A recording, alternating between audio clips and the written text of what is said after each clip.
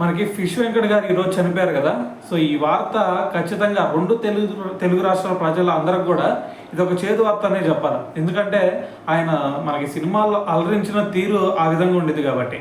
So మరి ఏదేమైనా సరే మరి అసలు ఆయన చనిపోవడానికి కారణం ఏంటి అంటే మనకు ఆల్రెడీ తెలుసు 2 years నుంచి ఆయన డయాలసిస్ మీద ఉన్నారని చెప్పేసి, ఇప్పుడు వచ్చేసి మరి అతనికి కిడ్నీ ట్రాన్స్ప్లాంటేషన్ చేయాలని చెప్పేసి డాక్టర్లు చెప్పారు. మరి దాని గురించి సోషల్ మీడియాలో కూడా వాళ్ళ కూతురు కూడా మాట్లాడటం జరిగింది, కొంచెం ఆర్థిక సాయం కావాలని చెప్పేసి.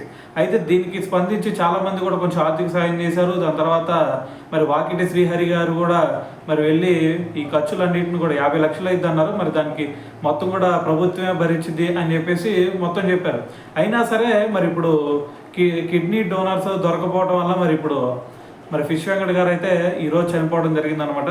సో ఇదైతే ఖచ్చితంగా ప్రతి ఒక్కరికి కూడా ఇది తీరని లోటు అనే చెప్పాలి. సో ఆయన మనకి ఫస్ట్ ఫిష్ వెంకట్ గారు అంటే మనకి ఫస్ట్ గుర్తొచ్చేది గబ్బర్ సింగ్ మూవీ గుర్తొస్తా ఉండేది. సో మరి ఆ మూవీలో చూసుకుంటే మనకి ఎంత నవ్వులు పూయించారనేది సో మనందరూ తెలుసు. సో ఏదైనా సరే ఇది మర్చిపోలేని బాధాకరమైన సంఘటన అనే చెప్పాలి.